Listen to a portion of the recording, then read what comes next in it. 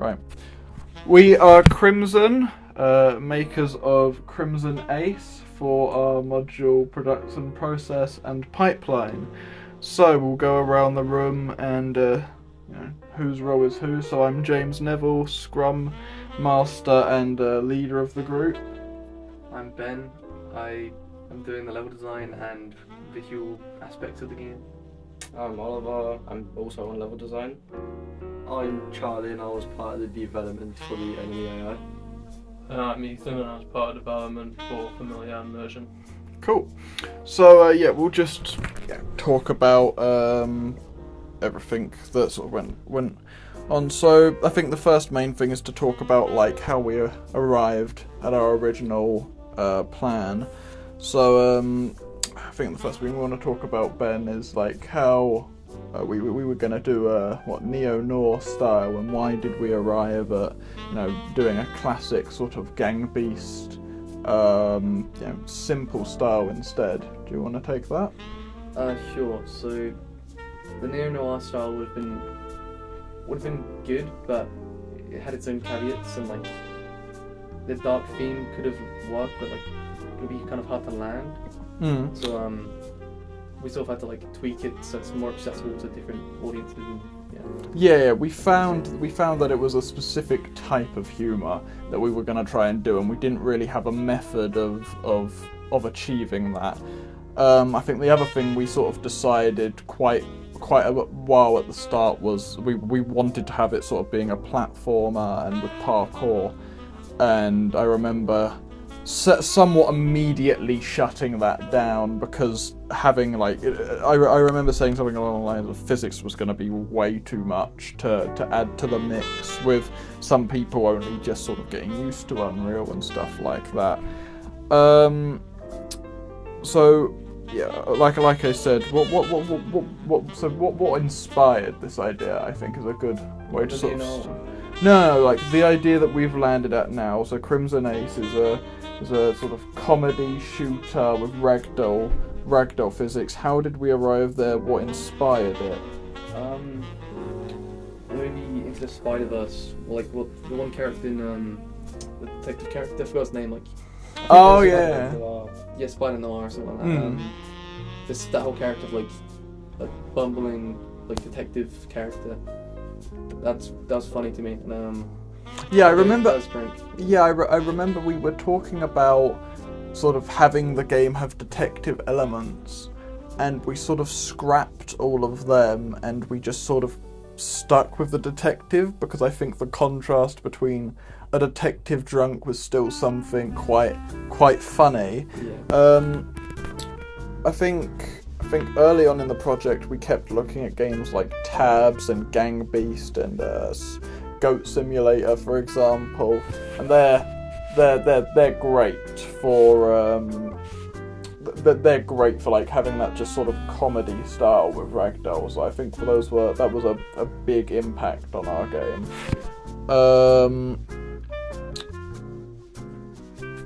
So Oliver, when you were like designing the levels, what with the levels, what sort of inspired them from both a design standpoint and a gameplay standpoint? Mainly, I got a lot of inspiration from Superhot, how they have kind of like realistic environments, how they feel lived in. And challenge-wise, I just wanted to use kind of everyday objects you find in our hotel to obstacles in the way of the player that they have to maneuver around, use to their advantage. I imagine that was especially challenging, Yeah. considering the fact that we didn't have access to our own assets. We were using pre-made assets. So yeah, you definitely did a good job finding stuff that worked. Charlie, when tackling the behaviour trees, was there a particular challenge that came in mind when you were developing them? I think the biggest challenge really was learning how the behaviour tree works and how to sort out the nodes, because I've never used the behaviour trees before, so it was a new sort of challenge in a way to try and figure out how it all happened. But as soon as I wrapped my head around it, that was pretty much the behaviour tree sorted, and it wasn't too hard to sorted. And Ethan, with the obviously our game, what we're submitting now doesn't have the familiar, but there's still a precedence if we were to, develop this on a full-time scale. So, like, what with your research with the merchant and the familiar, how did that sort of come into the overall game? For example, there was like Cuphead. So, why was Cuphead a useful sort of case study? Well, it was useful for the merchant because it showed that you have a stable merchant, I guess, that you always know you can go back to and talk to. And the way that kind of what you buy is what you keep was a good system, but kind of wanted to swap it up where what you bought you lose it. Stuff like Resident Evil was good because it showed that you can have the merchant scattered through for when you need him, but you mix it and you have the kind of combination of a static merchant and one that appears when you need him. Yeah, kind of works. Makes sense. Familiar wise, I remember Warframe was on there, as well as I believe BioShock. Yeah. So why were those specifically good? Well, Warframe's good because you can upgrade the familiars in the game. You give it upgrades, it gets more damage, does different things, and that was what we were going to go for with the merchant and link them together. Something like BioShock was good because Elizabeth, even though she's not a dog, she fights with you, which is the thing that we were going for with the companion. Yeah. That it fights with the player, follows you, will attack enemies and stuff like that. Yeah, makes sense. Ben, obviously the narrative is not a predominant part of the prototype, but there's a large amount of narrative sort of behind the game as a whole. What sort of creative process did you go down to sort of create that and write all of that? I tried to think of it like this plane, so there's point A and there's point B, so point A being the start and then point A being the ending. And then I just tried to think of like how the detective would get from one point to the other, and then I just sort of filled in the gaps and made a storyboard detailing each part of it, and then the storyboard is definitely great, and that definitely helped throughout development, sort of key points looking at that. But like for example, each character has sort of a unique name or an alliteration or a rhyme or something along those lines. What do you have a particular reasoning for why you chose sort of memorable sort of names like that? One, just because it was funny, and then two, because like having this memorable characters like in Zelda, how like the characters are quite memorable because like they're just so weird and random, like they have their own personalities. So. That makes sense.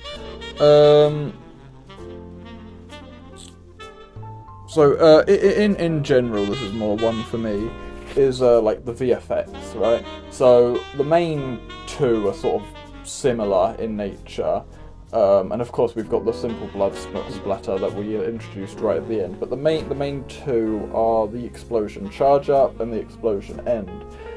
So I created them by basically analysing tabs, totally accurate battle simulator, and I found that of course I use Unity, but similar process when creating the particle effect, that they use 3D meshes. And most of them, like for example explosions, use the exact same mesh, but they just have a random rotation. So it's a really, really simple way to get a good animation. And what I did with the explosions is I also added ribbons as well, which sort of added a level of sort of embers flying out, which I found very useful. Yeah. With the ragdolls, do you want to say about why we decided on them and how you made them? Yeah, so I think early on we sort of established ragdolls aren't a mechanic, they're a feature, right? And with ragdolls, not only did we know that they would be quite useful for the game, we found that they were very easy to implement, and using the UE5's physical animation component, we found that mixing that with animations already looked superb. So when we just added some guns and stuff like that, it sort of all came together as a neat little sort of a little proof of concept right at the start, which I think was very useful for all of us. But ragdolls are very, very simple to work in UE5, which was very useful for our particular process. And again, with the music, why do we use that type of Well, music? so of course, again, with the assets we have, we were somewhat limited. We had the assets that we had bought from like Humble Bundle and stuff like that. But the music, I believe, is from a pack called Chiptune Volume 2, I believe. And the reason I chose the 2 songs that are in the current prototype is because they reminded me of Tom Scar's Horse, which is a chaotic video in nature. It's incredibly funny, and the man is an incredibly funny man. But the songs sound very similar, fast-paced like tempo and style. And I found that if we can give that similar sort of level of energy while playing through the levels, I think that goes a very long way for getting the player immersed and excited and laughing, hopefully, as we progress through the game. I also found that our sort of target age range is quite neatly, people who watched that video, so if we can capitalise on an amount of nostalgia, I think is also quite useful. Ben, cell shading. So this was obviously mainly driven by you. Why did you find cell shading particularly useful for our particular purposes? Because it definitely looks great, but why? Why did you think it would be useful? I wanted to give it a more unique look, because I feel like having it look sort of exactly like Human Fall Flat, where it's just like the rough, like low roughness color, would make it kind of like blend in too much. Yeah, So like giving it like a different edge to it, like using a cell shader like in Breath of the Wild, where it's like a bit more.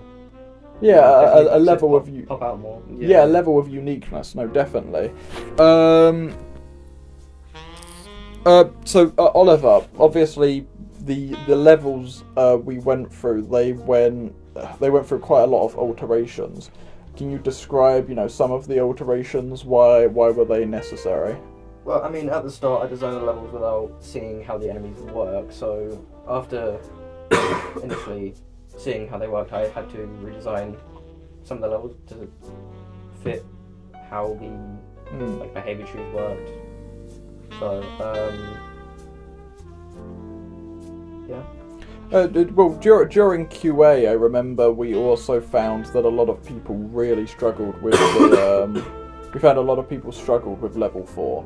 We found a lot of people struggled with like the maze-like elements. So what sort of things did you add to what sort of meshes and things like that did you add to that level? In level 4, which is like a maze level, after the testing, I decided to add like more landmark areas so that people could find their way back if they get lost.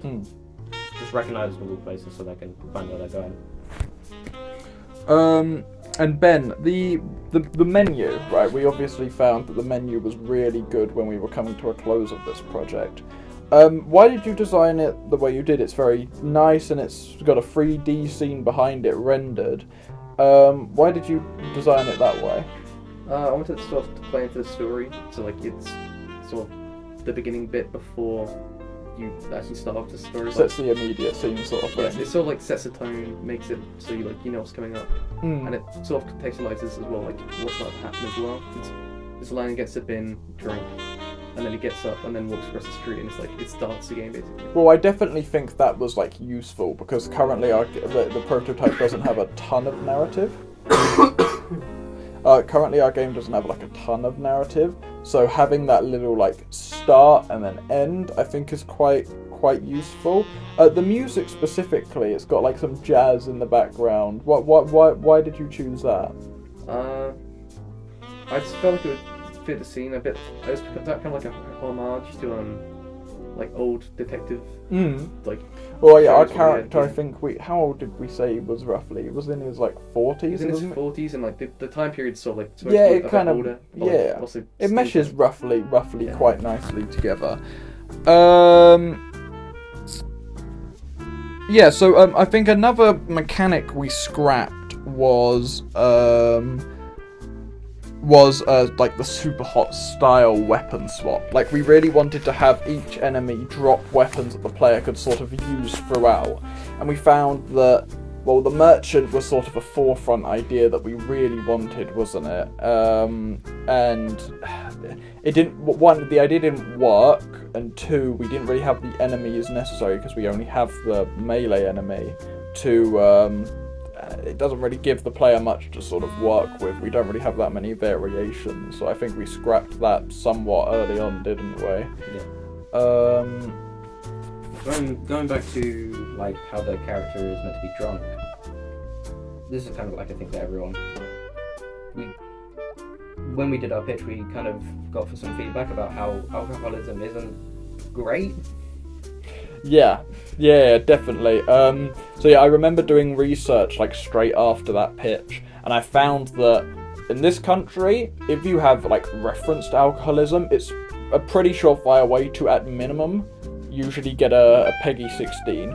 So I think we realised that I think our current age range is 16 to 25. So I think we still have a good market there. But that was definitely something we should have caught originally, and we're very lucky that we caught it during the pitch and our feedback. Does anyone else have anything to add? No, I think that should be it. Let's make sure.